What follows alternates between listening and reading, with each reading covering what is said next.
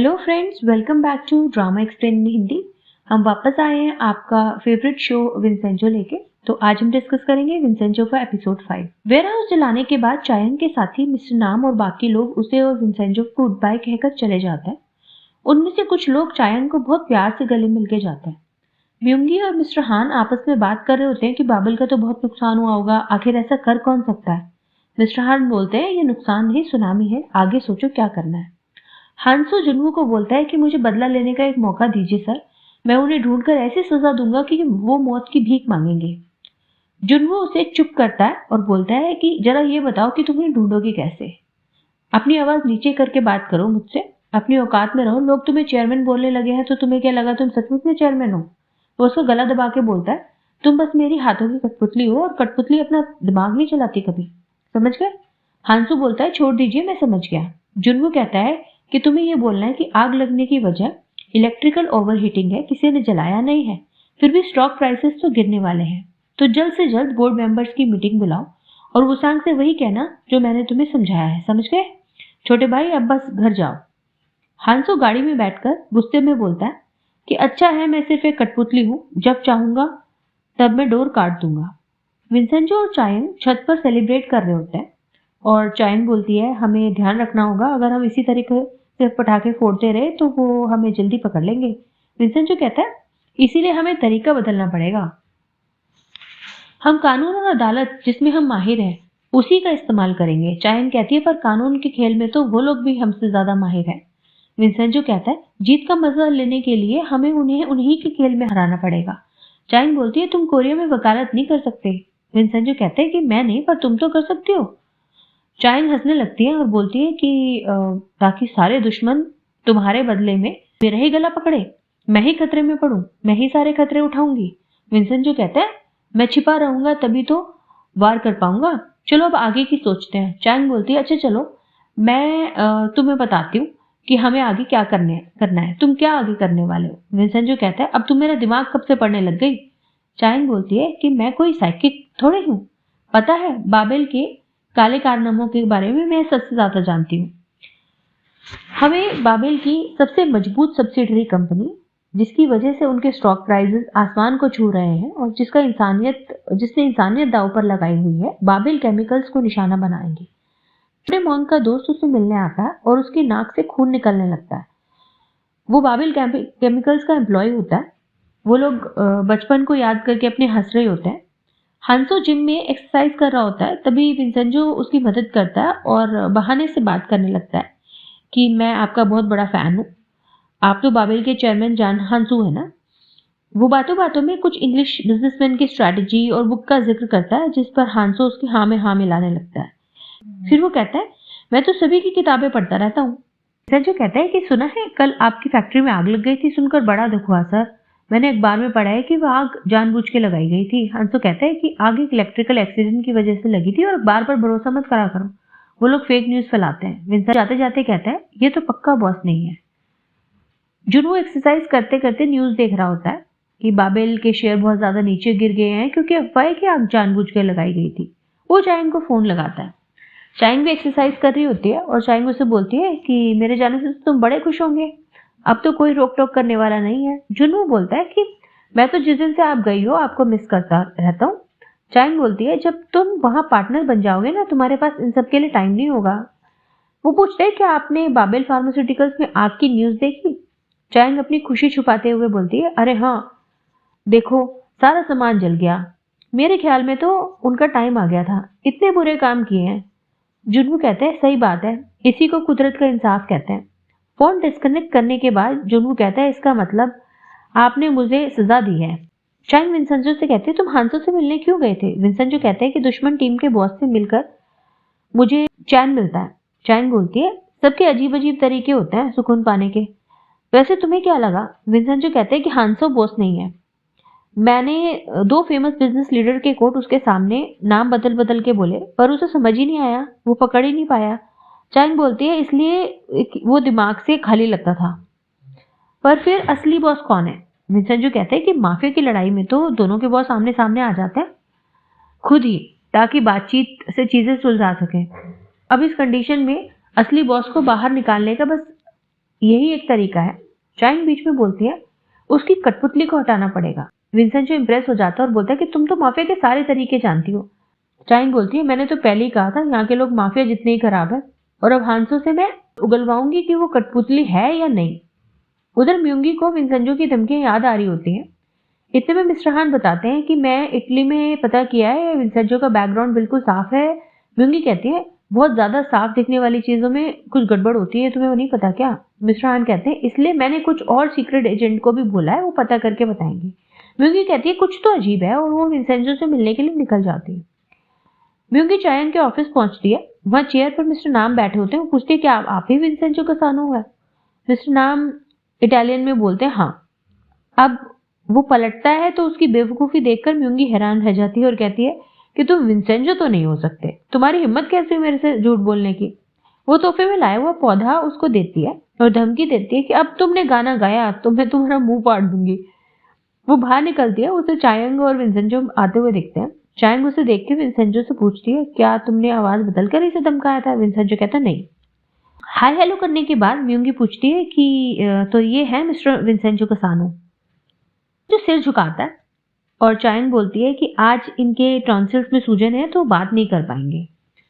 म्यूंगी अपना इंट्रोडक्शन देती है और हाथ जोर से दबाकर बोलती है कि हम पहली बार मिल रहे हैं ना। विंसेंजो सर हिला देता है। चायंग विंसेंजो को चुप रहने का इशारा करती है। ऑफिस में म्यूंगी मिस्टर नाम को फिर विंसेंजो की एक्टिंग करने के लिए डांटती है। चायंग उसे आने का कारण पूछती है। म्यूंगी कहती है, अब जब तुमने अपनी फर्म स्टार्ट कर ली है तो मैंने सोचा सीनियर होने के नाते तुम्हें सलाह दे दूं और आशीर्वाद भी। वो देखो, मैं पौधा लेके आई हूं तुम्हारे लिए। अगर लंबे समय तक सरवाइव करना है तो चुपचाप पड़ी रहना एक कोने में, ज्यादा दिखना मत मुझे। वो विंसेंजो से भी बात करने की कोशिश करती है पर विंसेंजो चुप ही रहता है। चायंग उसे भगा देते हैं जो बारीक सी आवाज निकालता है। म्यूंगी बोलती है, इसको देखकर तो नहीं लगता कि ये इतना फिसड्डी है।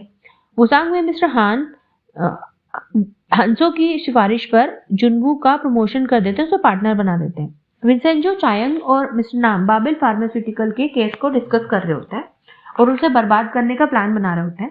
चायंग बोलती है, बाबेल फार्मास्यूटिकल्स के 42 विक्टिम्स हैं, इनमें से 9 की मौत हो गई है। सबको खून की बीमारी थी और सबकी मौत की वजह खून का कैंसर था। विंसेंजो कहता है, पर रिपोर्ट में मौत की वजह बीएलएसडी बताई है। चायंग बताती है, बीएलएसडी एक ऐसा केमिकल है जिसके खतरनाक नतीजों की वजह से यूएस में इसे बैन कर दिया गया था। ये लोग दरिंदे हैं, इनके लिए इंसान की जान की कोई कीमत नहीं है। फिर वो विक्टिम्स की तरफ से लड़ने वाले वकील सो ह्यून ऊ के बारे में डिस्कस करती है कि वो पहली सुनवाई जो कि 5 दिन बाद है, उससे पहले ही केस सेटल करने की बात पे जोर दे रहा है। चाइंग बोलती है कि मेरे खबरी ने मुझे बताया है वो सांग यानी ऑपोजिशन के साथ मिला हुआ है। विंसेंजो हॉस्पिटल और मीडिया के बारे में पूछता है। चाइंग बोलती है हॉस्पिटल भी उनका है और वहां का डायरेक्टर बाबेल से मिला हुआ है। वो इंश्योरेंस के मुकदमों को हटाने के लिए रिपोर्ट बदल देता है। डॉक्टर की शपथ तो वो कब कब भूल चुका है। मीडिया में दाइचुंग डेली का डायरेक्टर बाबेल से पैसे लेकर न्यूज़पेपर में उनकी अच्छी एडवर्टाइजिंग करता है। पूरा मीडिया उनकी जेब में है। जब रिसर्चर्स खून की उल्टी करके गिरने लगते हैं तो वो झूठे आर्टिकल्स छपाते हैं। ये पूरा एक गैंग है, इनकी ताकत का कोई मुकाबला नहीं है। विंसेंजो कहता है हमें विक्टिम्स की तरफ से केस लड़ना चाहिए। मिस्टर नाम कहते हैं अब कुछ नहीं हो सकता, सिर्फ 5 दिन बचे हैं केस की तारीख में। अगर हम केस ले भी लें तो हम नहीं जीतेंगे। चाइंग उसकी हाँ में हाँ मिलाती है और कहती है कि हम बुरी तरह हारेंगे। उस झूठे वकील ने कोई सबूत भी नहीं जुटाया होगा। अगर उससे बात भी करेंगे तो वो आसानी से केस नहीं छोड़ेगा। विंसेंजो कहता है केस के सबूत के बारे में हम बाद में सोचेंगे और उस वकील से केस छुड़वाने की जरूरत नहीं पड़ेगी। वो दोनों उस वकील से मिलने जाते हैं। वो बोलते हैं बेचारे विक्टिम्स के परिवार की माली हालत ठीक नहीं है, मैं तो सिर्फ उनकी मदद करने की कोशिश कर रहा हूँ, जल्दी सेटलमेंट करवा के। चाइंग और विंसेंजो कहते हैं कि पहले से सेटलमेंट की बात जो करता है वो बेईमान होता है और फिल्मों में ऐसे आदमी को कोई पीछे से मार देता है, वो उसे डराने की कोशिश करता है। कम से कम कोशिश तो करनी चाहिए थी, ऐसा लग रहा है कि तुम अपनी जेब भर रहे हो।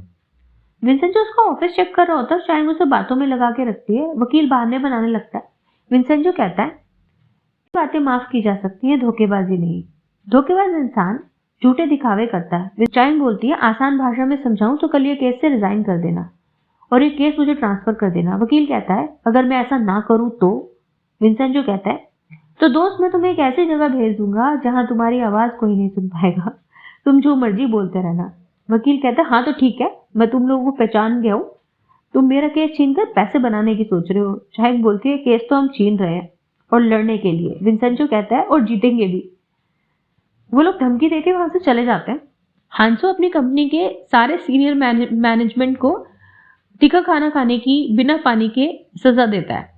इतने में जुनवू को फोन आता है कि एक दाइचुंग डेली के रिपोर्टर को लेके जाओ बाबेल फार्मास्यूटिकल्स और अनाउंस करो कि बीएलएसडी जल्दी ही रिलीज होने वाली है। हांसो कहता है पर उसमें तो अभी टाइम है, वो तो अभी तैयार नहीं है। जुनवू कहता है इस दुनिया में दिखावा ही सब कुछ होता है, तो दिखावा करो।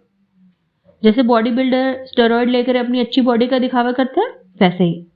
विंसेंजो और चायंग बात कर रहे होते हैं। चायंग बोलती है इस वकील को मनाने से ज्यादा बेहतर होता अगर हम विक्टिम्स की फैमिली वालों से बात करते। विंसेंजो कहता है कि वो तो उससे भी ज्यादा मुश्किल होगा। चायंग कहती है कि मैंने इतने क्लाइंट्स को मनाया है, 5 मिनट में मना लूंगी, 5 मिनट का काम है मेरे लिए तो। विंसेंजो कहता है इस सिचुएशन में उन्हें लड़ने के लिए मनाना उन्हें नर्क में धकेल देना बराबर है। चायंग बोलती है कि उन्हें फौजियों की तरह लड़ने कौन भेज रहा है, मेरा अपना अलग तरीका है। विंसेंजो से रिएक्शन देता है अच्छा। चायंग बोलती है अरे मैं सच कह रही हूं, यकीन नहीं हो तो लगी शर्त। विंसेंजो कहता है चलो फिर लगी। चायंग बोलती है तो फिंगर फ्लिक की शर्त लगती है। विंसेंजो कहता है बिल्कुल नहीं, मैं लड़कियों पे हाथ नहीं उठाता, ये मेरा उसूल है, मैं नहीं छोड़ूंगा। चायंग बोलती है लाइफ में कभी कभी बदलते रहना चाहिए। उधर विक्टिम्स की फैमिली के साथ मीटिंग के दौरान चायंग रोने लगती है। विंसेंजो देख लगता है कि अरे ये क्या ड्रामा कर रही है। चायंग बोलती है आप लोग मेरे परिवार की तरह हो, मैं अपना समझ के आपका केस लड़ूंगी। वो लोग मना कर देते हैं और कहते हैं कि हमने सही डिसीजन लिया है, तुम हमें केस लड़ने के लिए क्यों परेशान कर रही हो जो हम जीत ही नहीं सकते। चायंग कहती है कि अगर आप लड़ने की कोशिश करोगे तो बाबेल नहीं जीतेगा। वो लोग कहते हैं कि एक वकील भी मर गया था उनसे केस लड़ते लड़ते, और उसने तो केस के नाम पर गवाह को पैसे भी खिलाए थे। न्यूज में सभी जगह यही बात थी। चायंग थोड़ी इमोशनल हो जाती है और बोलती है कि आप लोग जिसकी बात कर रहे हो वो मेरे पापा थे, और न्यूज तो झूठी बातें ही फैलाते हैं, उन्होंने कभी रिश्वत नहीं ली ना दी, बाबेल के खिलाफ लड़ते हुए मरे हैं। इसका तो मतलब यह है कि मुझे लड़ना छोड़ देना चाहिए क्योंकि मेरे पापा नहीं हरा पाए जिसे उसे मैं भी नहीं हरा सकती। मुझे लगता है कि थोड़ा और कोशिश से ही रास्ता जरूर बनेगा। वो कहती है मुझ पर विश्वास करो, हम लड़ सकते हैं। वो लोग बोलते हैं हमें ऐसा नहीं करना, हमें ऐसा नहीं लगता, प्लीज हमें कंफ्यूज मत करो, हम सेटलमेंट पेपर्स कल साइन कर देंगे।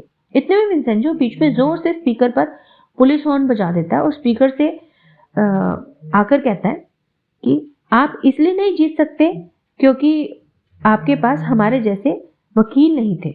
हम जैसे लॉयर्स हमेशा जीतते हैं क्योंकि हम कभी नहीं हारते और ना ही हम कभी थकते और शक रखते हैं।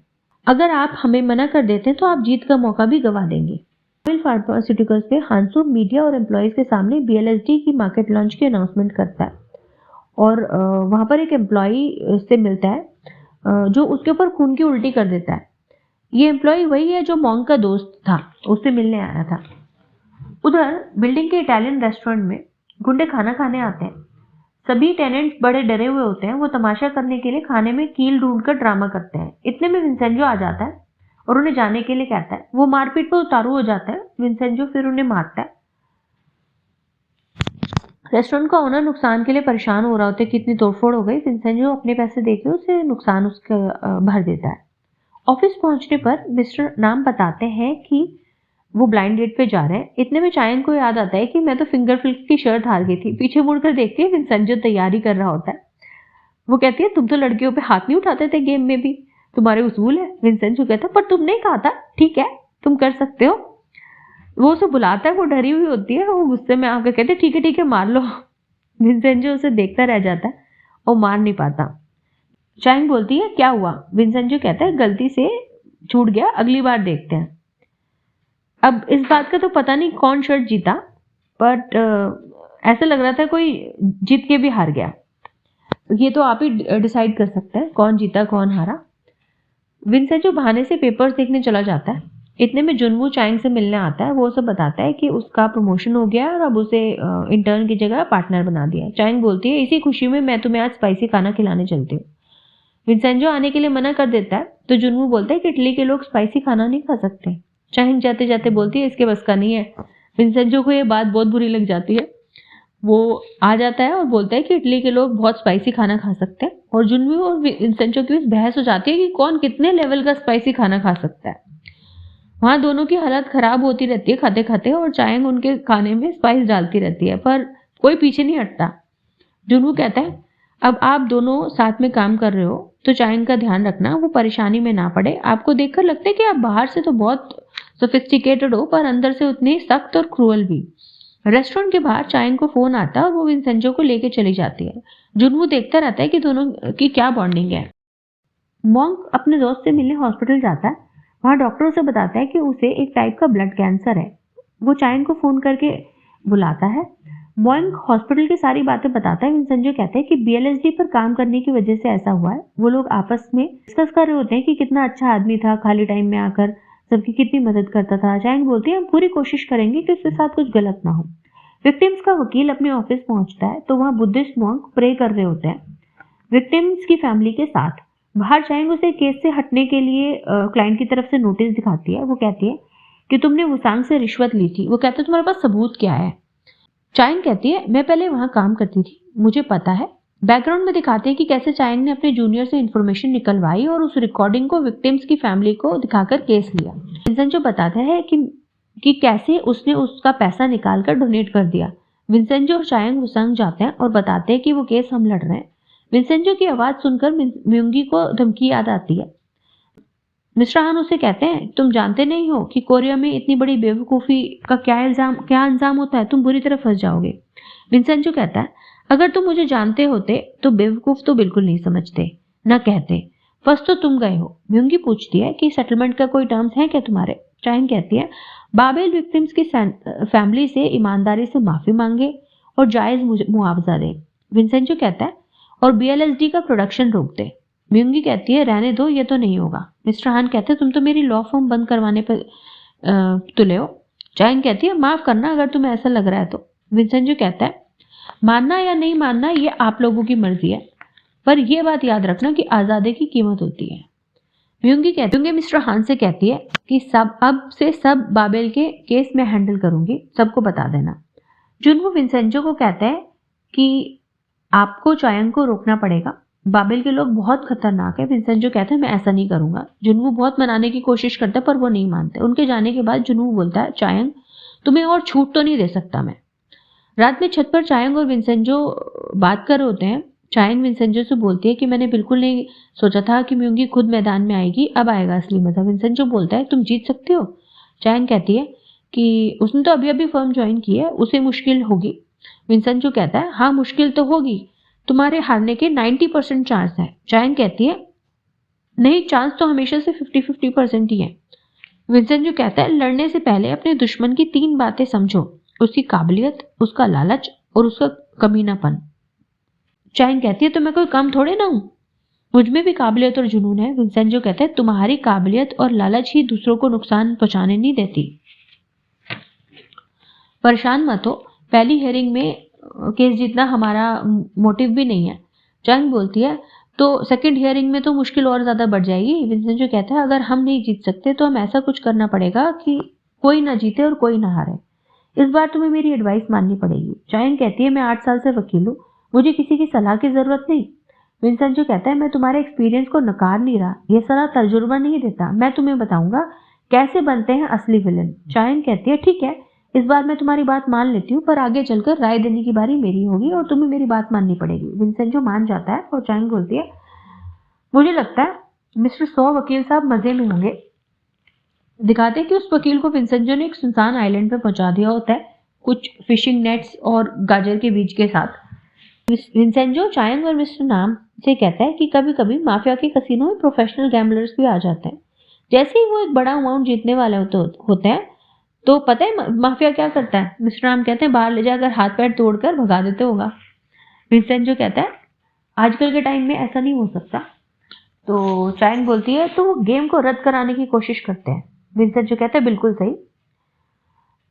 विंसेंजो कहते हैं बिल्कुल सही कहा। बिना किसी को शक हुए वो लोग गेम को रफा दफा करने की कोशिश करते हैं। चायन कहती है ना तो हम केस छोड़ सकते हैं ना ही तारीख आगे बढ़ा सकते हैं। विंसेंजो कहता है मैंने ऐसा करने को नहीं कहा, सब कुछ हियरिंग के दौरान ही होगा। चायन चौंक जाती है, बोलती है कि पत्तों के गेम में और अदालत में फर्क होता है। विंसेंजो कहता है हम इस हियरिंग को अपने तरीके से रुकवाएंगे, मैंने सब सोच लिया है। चायन सोच में पड़ जाती है। उधर म्यूंगी भी केस की तैयारी में लगी होती है।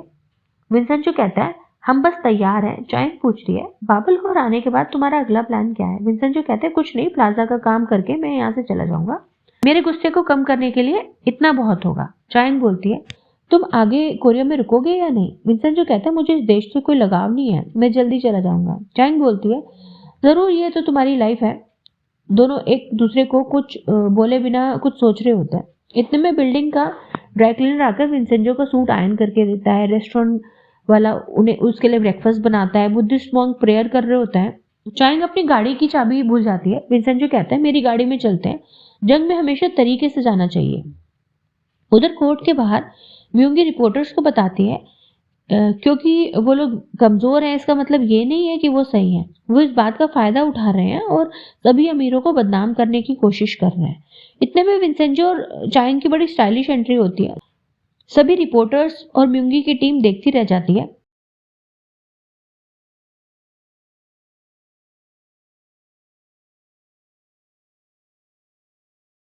विंसेंजो कहता है मैं जिपुरागी लॉ फर्म का एडवाइजर हूँ, और इटालियन में बोलता है कि सिर्फ एक शैतान ही शैतान को हरा सकता है। इतने में बिल्डिंग के टेनेंट्स कोर्ट के सामने एक प्ले दिखाते हैं जिसमें विक्टिम्स कैसे मरते हैं, वो ये दिखाते हैं। मीडिया इसको कवर कर रही होती है, तो जो कि बाबिल के खिलाफ एक प्रोटेस्ट होता है। फिर सभी लोग कोर्ट रूम के अंदर जाने लगते हैं और एपिसोड इसी के साथ खत्म हो जाता है। अगर आपको ये एपिसोड अच्छा लगा है तो आप इसे लाइक शेयर सब्सक्राइब जरूर कीजिएगा। अपने कमेंट करके भी हमें बताइएगा कि क्या हमें कुछ इम्प्रूवमेंट की ज़रूरत है या आपको क्या पसंद है, आप क्या आगे देखना चाहते हैं। तो हमें इंतज़ार रहेगा आपके कमेंट्स और फीडबैक का। मिलते हैं नेक्स्ट एपिसोड में। तभी तक थैंक यू फॉर वॉचिंग, और आप ऊपर प्लेलिस्ट से इसके बाकी एपिसोड्स भी देख सकते हैं। Thank you.